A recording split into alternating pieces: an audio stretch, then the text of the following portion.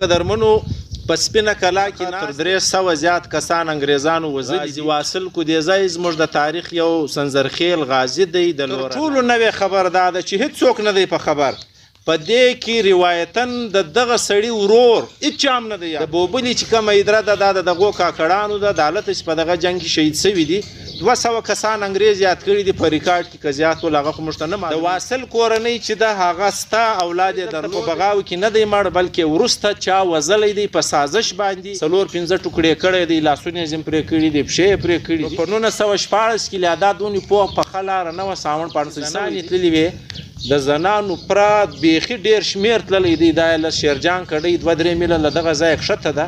دا یې په پښو تر دغه کلا پورې را رسولی. واصل پر قبر لیکلی دی. دا ملا هم وایي واصل ملا وایي دا وخت علیزانو زار یې ورکړل د انګریز په سازش. بیا یې یوړی دا وخت هلته طبیب یې ډاکټر یې هر شی خو هغلی یې یوړی. هلته چې یې یوړی بیا یې دوی پرې کوي 2-3 ځایه یا یې نیم یې 15 ځایه پرېوي نیم یې 7 ځایه. موږ له سپین ږیرو څخه دا اورېدل چې دا یې پر اوښه باندې راوړی دی. اوښه باندې دا نوې خبر ده. دی چې هلته مړه سوی دی وارې هلته پټ کړی دی. امانتن به تور امانتن دغه بیا نه معلومېدی نیکهګان دا نه دي ولې دا ټوکړې کړی چا و دغه خلک ستلي وو دا دلته چې په سازش زار ورکړل. اوس موږ د زارو وجه معلوم چړې وینئ رنګ یې د چړو دی خو دې توري دا د واصل کودیزي توري دي. دا تر اوسه د دوی په کور د لاس قرآن شریف پروت دی چې د به خپله وظیفه باندې کوله. ملا واصل کودیزی چې کم قرآن شریف لري دا وګورئ دومره صفا خط او ډېر پنډ کاغذ. دا د اورنګزیب په دربار کې هم ځینې کتابونه لیکل سوي دي د دغه کاغذ غدي. قدرمنو په سپینه کلا کې ناست یم. سپینه کلا بر ده بوبل ډک دی په ځوانانو د غازیانو لړۍ ده. یو در پیژنم زموږ په سیمه کې زما له اندازې څخه تر 300 زیات کسان انګریزانو وژلي دي. یو په نامه در پیژنم دا مله تاسو سره کول دی. 10-15 کسان ما در سره شریک کړي دي. زه کوشش کوم چې د هغو کورونه قبرونه او څه نور تاریخ چې په لاس راشي خبره نه ویسي دا در سره شریکه کم. زموږ په علاقه کې داسې تیاره ده چې موږ دا کتابونه نه دي لیکلي. زموږ دا نیکهګان چې خاورې سوي دي بس هر څه یې وړي دي. او کم سپین ږیري خلکو ته چې روایتونه معلوم هغه هم زموږ له لاسه وتلي دي. ډېر کم خلک داسې ستا چې اوس په ډېرو زړو روایاتو خبر وي. خو ځای په ځای چې په لاس راسي کوشش کوو چې در سره شریک یې کړو. غازي واصل کودیزی زموږ د تاریخ یو سنځرخیل غازي دی. د لورلایي د زنګیوالي د سپینې کلا اوسېدونکی وی. دا سړی په 1880 کې د ډېرو پښتنو ملګری پاته سوی و. هغه جنګ چې پر بغاوه سوی و په 1880 کې انګریز سرکار سره نو 4.5 زره کسان د لورلایي ګزټیر وایي چې دا د کاکړانو لښکر وی. دغه واصل کودیزی په هغه لښکر کښې وی. تر ټولو نوې خبر دا ده چې هیڅوک نه دی په خبر په دې کې روایتن د دغه سړي ورور هیڅ هم نه دی یاد کړی او په دغه بغاوه جنګ کې سنځر کودیزی مړ دی.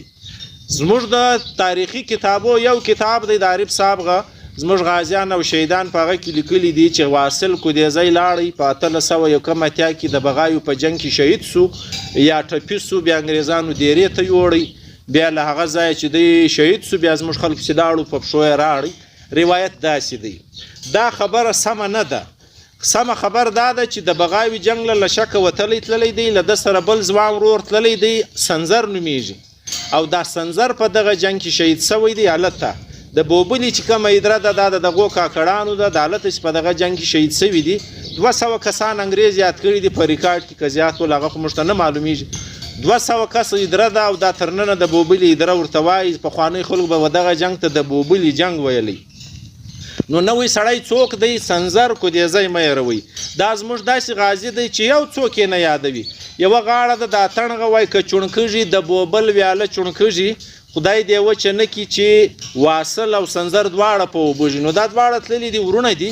ویل کېږي چې د سنځر نوې ځواني وه په نوې ځواني کې مړ دی واده یې نه و کړی اولاد یې نه دی پاته سوی.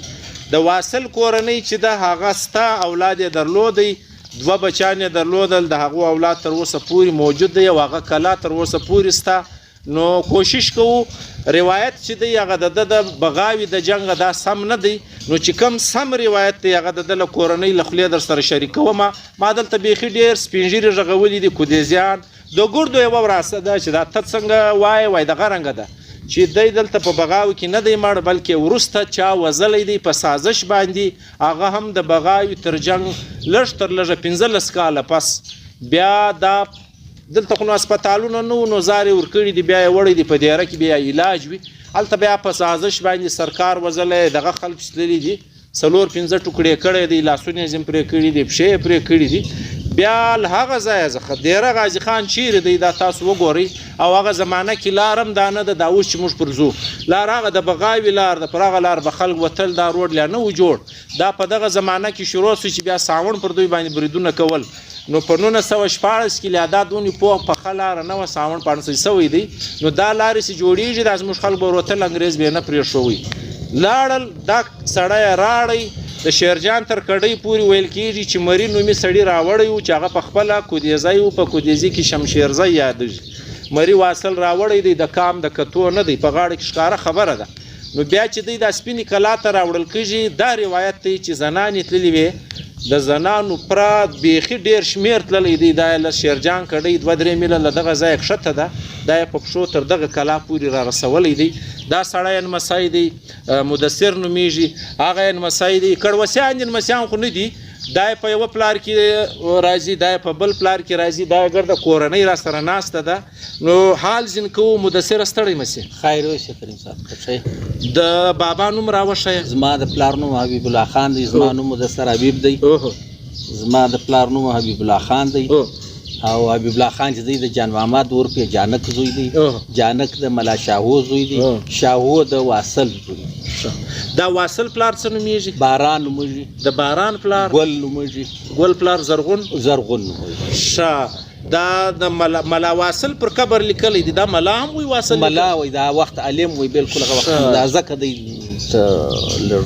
دا خبره کېږي دا موږ چې کومې روایتي خبرې در سره شریکې کړلې دا خو اوس رښتیا نه دي دی خو په بوبلي جنګ کې نه نه نه نه دی په هلته په یو کم اتیا کې په 1800 کې د ده ورور ځوان چې واده یې نه وی سنځر نومېدی هغه مړ دی شهید سوی دی دی په 4 نیمې کې دی په 1804 نیمې کې دلته دا زموږ خلکو یعنی د انګریز په سازش باندې له نومانې نو څه کوم یعنی ماته معلوم هم دی یعنی زموږ اجزانو زارې ورکړل د انګریز په سازش بیا یې یوړی دا وخت هلته طبیبي ډاکټري هر شی یې خوغلی یوړی هلته چې یوړی بیا یې دی پرې کوي 2-3 ځایه یا یې نیم یې 15 ځایه پرېوي نیم یې 9 ځایه پرېوي لاس پښې بیا یې په صندوق زموږ کره بیخي ته ډېره پروت وي د ډال پروت وي د دغه کمسي زنځیر وي جنګېدی به د غټ خو یارو ما خو نس وی وړی هغه پروت وي د تورې پوش یې پروت وي توره یې پروت دا زموږ کره یعنې زموږ کره خپله یعنې تورې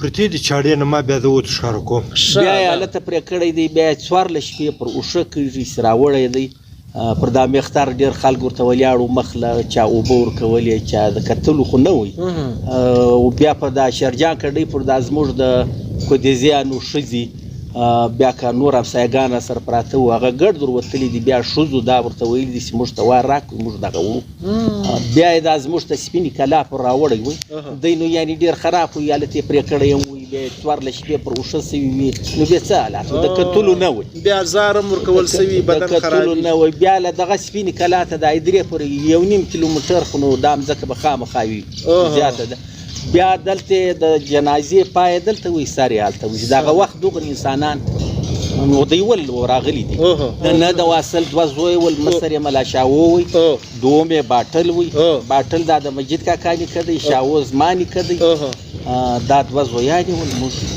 مطلب دا ستای کورنۍ اوس دا وخت څو کسان لري یعنی کم از کم یو 400 خنو یو 400 کس لري غاړي وي دوی زما زدای دي ما خپل پلار را شوولې دي زما پلار د سلو کلو وي اوس دای 2-3 کال کېږي چې وفات د بول هغه وخت غاړي وي چې واصل ممنځوي پر دوړو واصل پیر دی د کاکړو واصل مري تولې د غره دی ګډ کاکړې پته دا خو زموږ خلک وایي بنګول مې دا خو اصل غاړه د واصل دا د واصل د بیا ما پلار باندې سوال وکړم دا غاړه خو پر هر چا سمو ما هم سمو نه دا دړو کیسه صحیح ده نو دوی پرې دی نو پر دوړو منځي ورته یوشي بیوي دا هغه روایت دی دغه د بل غاړه د زده ده د مری واصل راوړی دی نه دا ما د دیرې غاړه څنګه و دا ما اورېدلي هغه مزدان ده خو اورېدلي ما دا دوی مزدا دي کام لري واصل براړي دیرې بس په نازه دغه دي. نو دا خبره غوا د کنفرم ده چې له یو کم اتیازه تر 4.15 کاله دي واصل کو دی ځای 15 کاله نور ژوندی په 1394 کې مړ دی دا سړی. ښه قدرمنو د صدو خان صاحب پر خوا مخ راګرځوم. صدو خان صاحب ستا د پلار نوم څه دی؟ ما د پلار نوم حاجي فضل خان دی. د هغه د پلار نوم حاجي فیضک وي. د هغه د پلار نوم ملا شاهو وي. د هغه د پلار نوم ملا واصل وي. د واصل د پلار نوم باران وي. د باران د پلار نوم ګل وي. د ګل د پلار نوم زرغون دی. تاسو زرغون کول دا زموږ د زرغون کول دی. له دغه بالا په خوا موږ ته مصران ته شاید معلوم وي. موږ ته تر دغه ځای معلوم دي د پلرو د نکاګانو نومونه د تجربې له لحاظه د دغه په خوا موږ ته نه دي معلوم. خامخا نور شمېرو دغه و چې مدثر وژغېدی دغه روایت دغه څه دا روایت بالکل زه د دغه خبرې سره اتفاق کوم. دا بالکل ستاسو کورنۍ دغه وایي چې دی په بغاوت سره چې موږ په بیټک کې په خوا به سره کښېنو سپین ډېر به کښېنو دغه خبرې به دغه تر عین داسې دوراوي دی لکه دا اوس چې مدثر صاحب درته دوراو کې نو بس موږ هم دغه شیان په ذهن کې راغلي. دا داسې سړی در معلوم دی چې دا له دا ځایه تللی و دا چا راوړی و؟ دغه مری و چې شمشیرزی یې په نامه باندې و. یو د پانکا پلار و دغه راوړی دي. مشري یې دغه دوه کسان کړي ده. 4-5 کسه نور هم ورسره و. موږ له سپین ږیرو څخه دا اورېدي چې دا یې پر اوښه باندې راوړی دی له هغه ځایه څخه.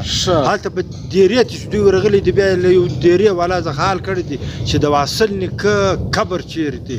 هغه لا پښتون ازمری هغه ول هو هغه په پلانې ادرا کې دي بیا لغې ادرې څخه وکشي بیا یې راړي. وده دا نوې خبر ده دی چې هلته مړه سوی دی وارې هلته پټ کړی دی. امانتان په تور امانتان هلته پټ کړی دي. بیا چې حفظ ورغه بیا چې معلومات وکړي له یو دیرې والا یو سړي څخه حال وکړي. هغه ورټول چې هغه کم واصل هغه واصل له لورلای چې راوړی دی. هغه له ازمری هغه له هغه ازمری هغه په پلانې ادرا کې هغه بار بیا په خوا پر جوړولې د بار په ځای کې پټ کړی دی بیا یو وکشي پر اوښه باندې راړي. کمال دی یعنی بل نوې خبر یوار هلته مړ بیا هلته پټ بیا راوړی دی. نو دا خو نو مري واصل راوړی دی د کام د کتو نه دی. دلته بیا ستاسو نیکګانو څه درته ویل چې دی دلته راوړی و چا څه نه وکتئ؟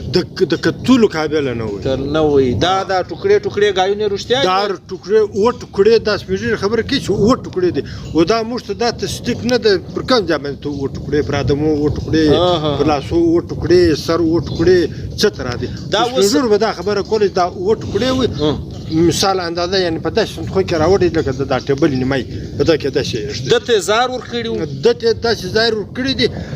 موږ داسې سپېږلې دا خبره دوراوي چې زار ورکړي دي بیا هلته وړي دا د علاج لپاره بیا دورې وړي دي. د علاج دغه ځای بیا موږ ته تصدیق نه دي شهادت علاج لپاره وړي بیا موږ ته د چی لپاره. ما دغه څه اورېدل چې دته زار ورکو په بوري کې د خاص هسپتال نه یو کښنی ډیسپنسري و بیا دورې وړي دي ډېرې انګریزانو وړي. نو دغه بیا نه معلومې دی نیکګان دا نه دی دا ټوکړې کړي چاو دغه خلک دا دلته چې په سازش زار ورکل. اوس موږ د زارو وجه معلومو د دې څه وجه وه مدثره ته څه وایه؟ د زارو دا وجه وه چې دی د ګډ پښتانه انګریز ورته چې ما سره پر لار لاړ شه زه د ګډ پښتانه چې څه پښتو یا د غم نوسر دی وي بیا هغه نه ورسره منل نیم بچي شو زی په وغیره وغیره کې وغو سره دا کول وکیسته دوی مړ کاسته چې پر څه طریقه دوی زار ورکل دوی خو نو نسته المشیان کړوشیانې او آباد دي موږ ته معلوم دا ګوا پر مسرۍ باندې وزل سوی و دی د دې ځای د مخ سړی و او سرکار سره خبره نه منله. دغه د صدو خان صاحب ته دا خبره راته وکړه ستاسو کورنۍ ته دته انګریزان راتلل؟ بالکل انګریزان راتلل. دا توت نشاندهی چې ما در وکړه دا ځای چې ما در وښوی دا د ډېر موټه توت ولاړ وي. دا توت ما په خپلو سترګو په خپله ولیدي زما یاد دی. بیا د مولوي عبدالواسع صاحب پلار ملا کریم خون دا توت هغه وکشي دا توت بیا بعد تقسیم د لحاظ څخه دا ځای د دوی شو. مطلب انګریز چې ورازي نو خو یو کمپرومایز چې ورته یو سمجوتا کوي ته له مړه سره ولاړ ونیسه موږ تا ته هر څه درکو ته له مړه سره جوړ کړو. انګریزان اوه شپې دلته انګریزان له دوی تر پر کچرو باندې راتله چې د آس بم نه وي خر بم نه وي کچر وي د کښنه شوي پر دغه شیان باندې به وراتله دا به له دوی تر شپې کولې دا به له ده تر رایش کوي تر دغه توت لاندې به دوی ناست دغه ادره ته تاسو څه یاست؟ دا زموږ د مصطفی ادره په نامه باندې مشهوره ده. مصطفی ادره د مصطفی ادره په نامه مشهوره ده.